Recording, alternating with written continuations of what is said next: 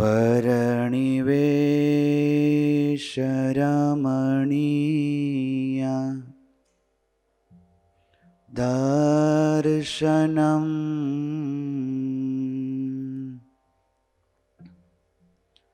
मन्दहासरुचिरा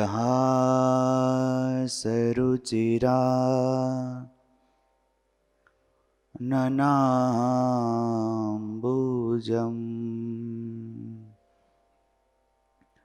पूजितं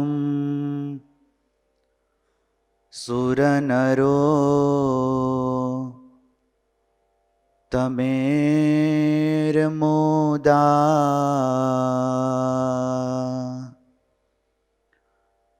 धर्मनन्दनमहं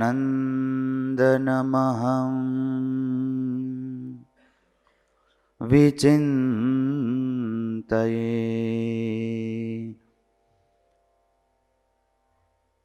ॐ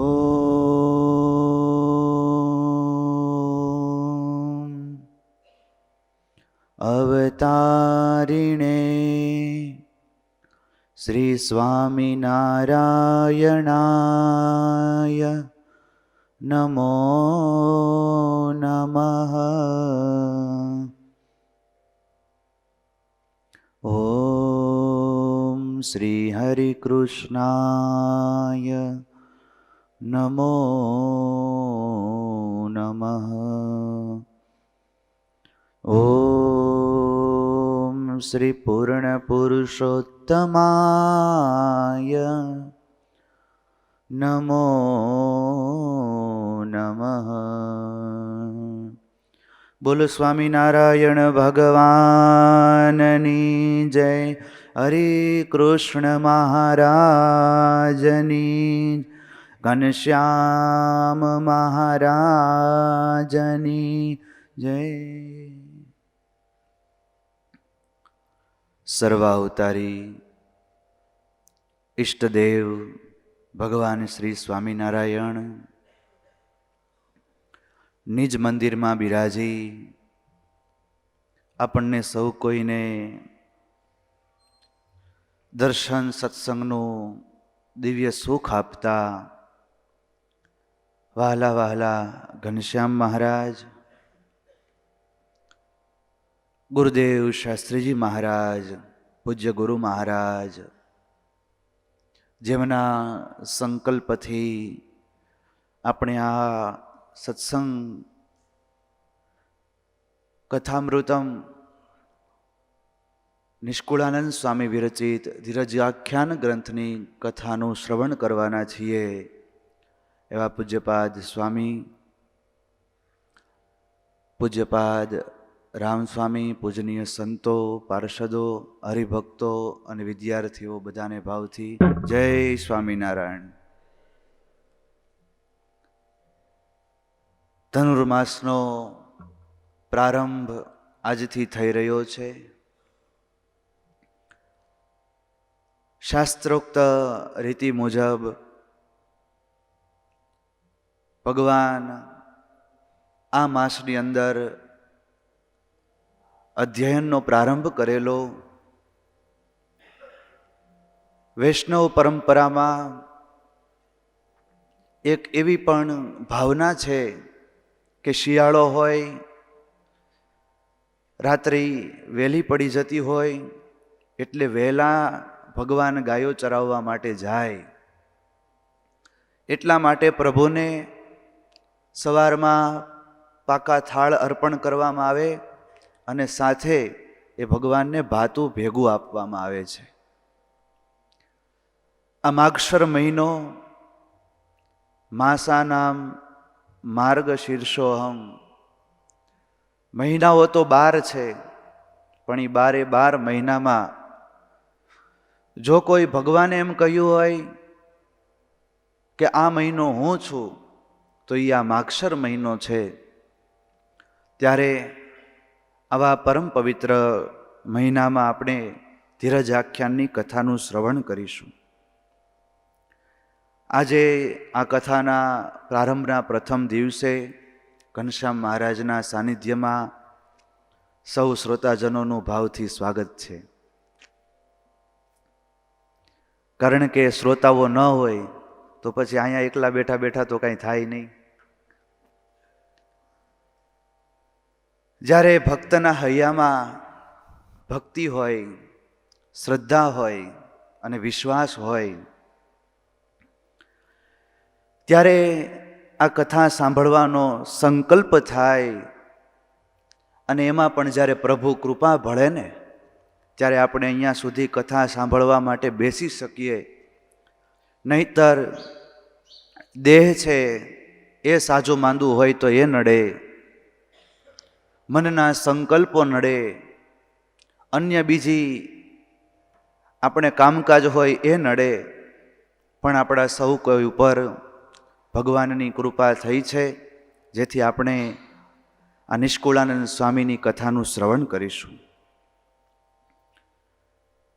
નિષ્કુળાનંદ સ્વામીનું એ પૂર્વાશ્રમનું જીવન, આખો દિવસ કામકાજમાંથી થાક્યા હોય અને એક આ બાજુ શેખપાઠથી નિષ્કુળાનંદ સ્વામી કહેતા લાલજી સુતાર નીકળે અને બીજી બાજુ ભાદરા ગામથી એ ગુણાતીતાનંદ સ્વામી કહેતા મૂળજી શર્મા નીકળે અને બે ગામની વચ્ચે એક ખીરી નામનું ગામ, અને એ ખીરી ગામે આવી અને સત્સંગ કરે.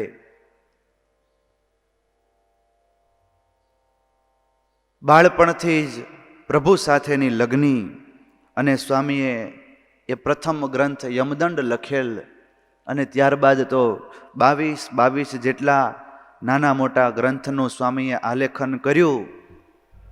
અને સ્વામીએ લખેલા આ ગ્રંથો એ આપણે સૌ કોઈ જ્યારે એવો દ્રઢ નિર્ધાર કર્યો છે કે આને આ જન્મે મહારાજને પામી લેવા છે, વિષયથી મુકાઈ જવું છે અને અંતરને પ્રભુ ભક્તિમય બનાવવું છે, પ્રભુ આજ્ઞામય બનાવવું છે, અને એમાં પણ આવતી એક એક વિપત્તિઓ, અડચણ એને પાર પાડવી છે.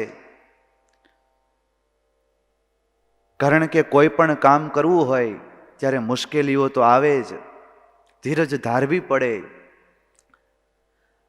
પૂર્વે પણ જેટલા ભક્તો થયા એના જીવનમાં કેવી મુશ્કેલી આવી એને આપણે આ કથાના માધ્યમથી એ મેચ કરીશું કે આપણા જીવનમાં તો આવી મુશ્કેલી નથી, પણ માત્ર ને માત્ર એક દૈહિક થોડીક કદાચ પીડા આવતી હોય અને બાકી જે કાંઈ સત્સંગની અંદર સુખ જ છે, પણ એમાં આપણને જો કોઈ અડચણરૂપ હોય તો એ આપણા માનસિક સંકલ્પો છે.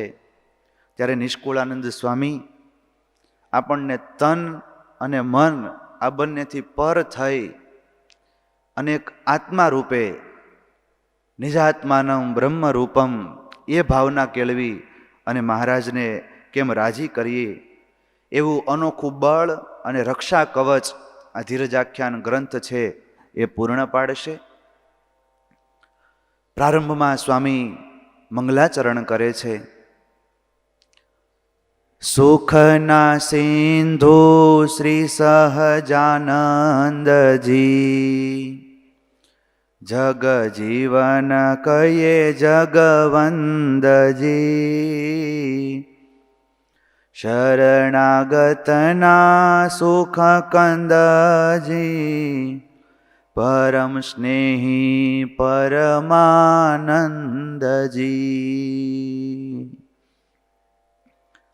પ્રારંભમાં સુખના સિંધુ એવા આપણા ઈષ્ટદેવને સંભાળ્યા છે.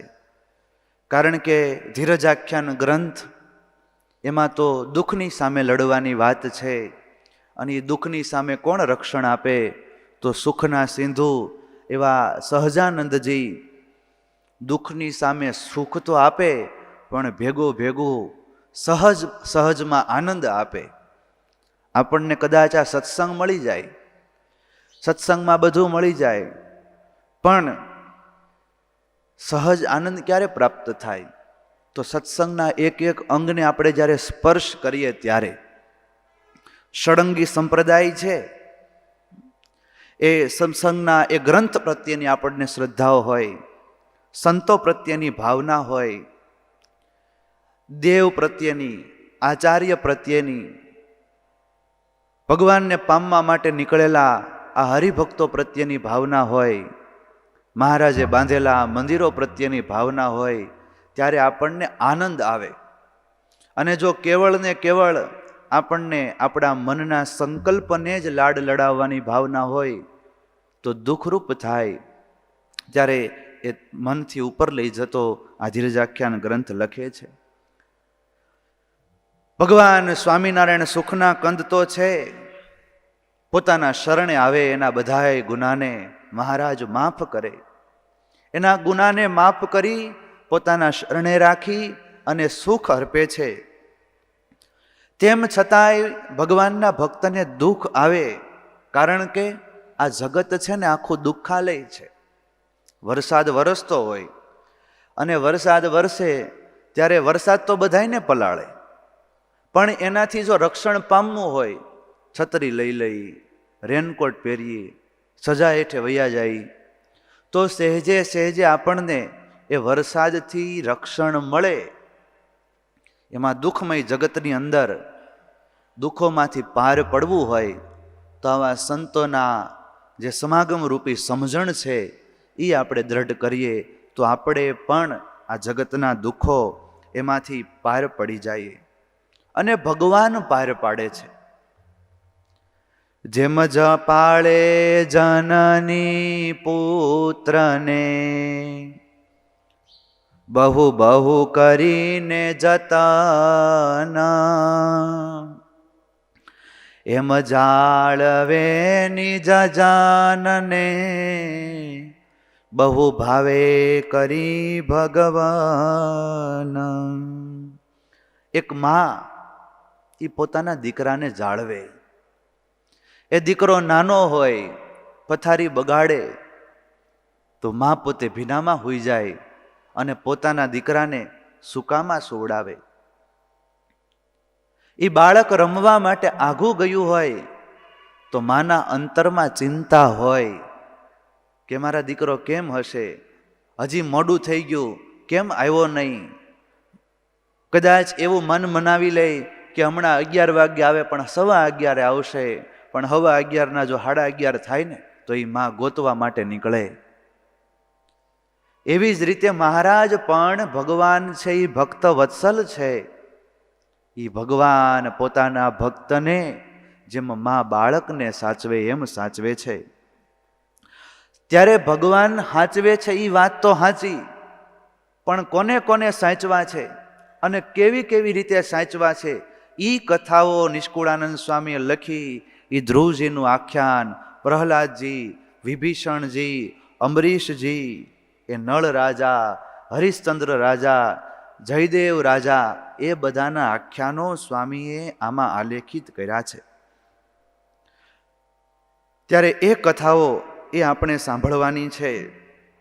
પણ ભગવાન એ કોઈ જીવને પોતાનો કરવો હોય, સુખીઓ કરવો હોય, એ પહેલાં થોડીક પરીક્ષાઓ લખે છે. જેમ શાળાની અંદર પરીક્ષાઓ હોય એમાં 3 વિભાગ પાડવામાં આવ્યા હોય, સરળ, મધ્યમ અને કઠિન. કઠિન પ્રશ્નો છે એ શેને માટે હોય તો કે કોઈ વિદ્યાર્થી છે એ ભણવાની અંદર તેજસ્વી છે, આપણે એનું માપ કાઢવું છે તો એ કેમ નીકળે, તો એની કઠિન પ્રશ્નોના એ ઉત્તર કેમ આપી શકે છે, એને આધારે એની એ વિદ્યાર્થીપણાની એની તીવ્ર બુદ્ધિ છે એની પરીક્ષા થાય. એમ ભગવાન પોતાના ભક્તના જીવનમાં દુઃખ આપે અને એ દુઃખને આધારે એવી પરીક્ષાઓ થાય કે એ કઠિનતામાંથી પાર પડશે કે કેમ થાય. ભગવાન કેમ કસે છે, જેમ કુલાલ કસે મૃતિકા, વળી કાષ્ટને કસે સુતાર,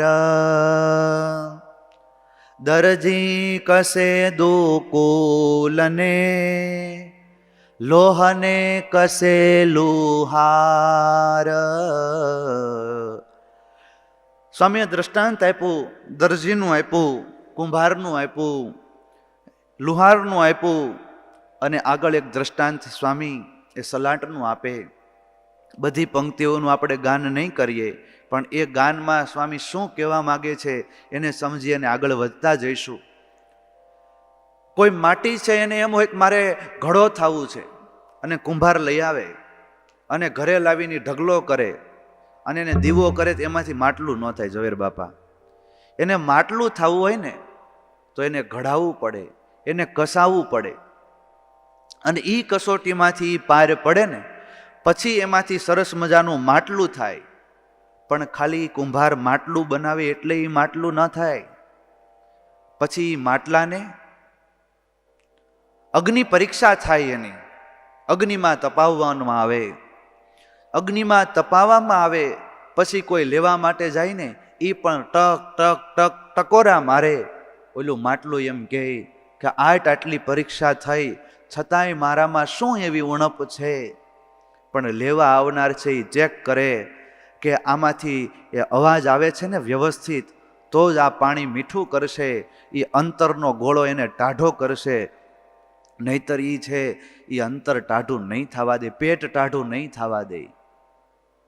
એમ ભગવાન પણ પોતાના ભક્તની એ પરીક્ષાઓ કરે છે, ટકોરા મારે છે, અને એ ટકોરાના માધ્યમથી પ્રભુજી એ પરીક્ષા કરે.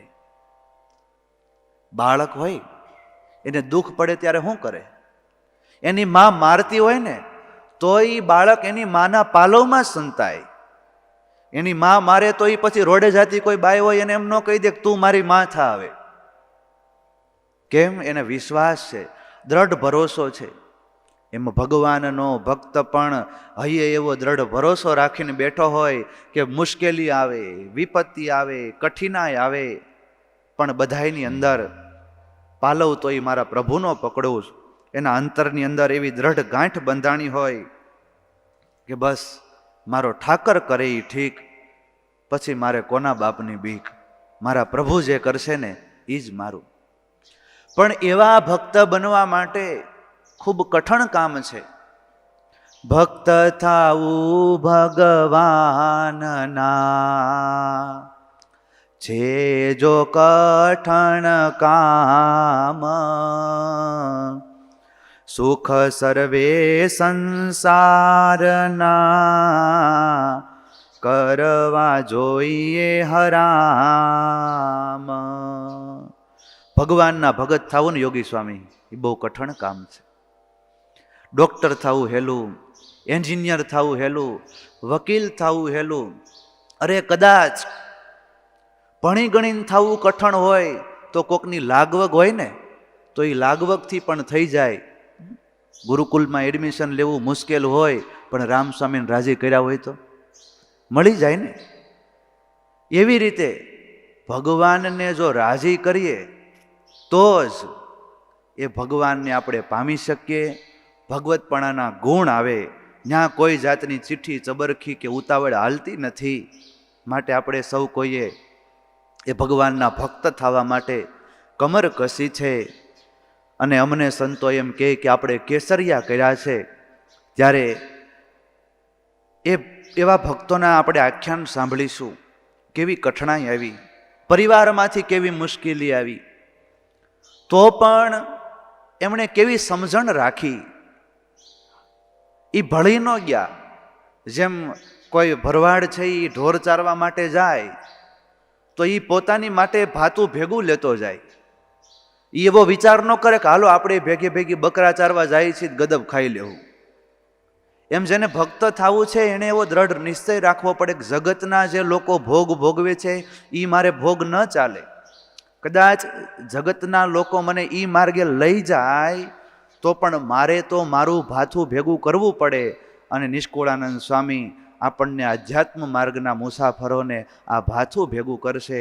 અને એ ભાથું આપણે ભેગું કરી સમજણની ગાંઠો બાંધી અને જ્યારે જ્યારે એ પોટલિયું છોડવી પડે ત્યારે આપણે છોડવામાં કાયમ આવે ત્યારે એ ગાંઠું કેમ બાંધવાની છે.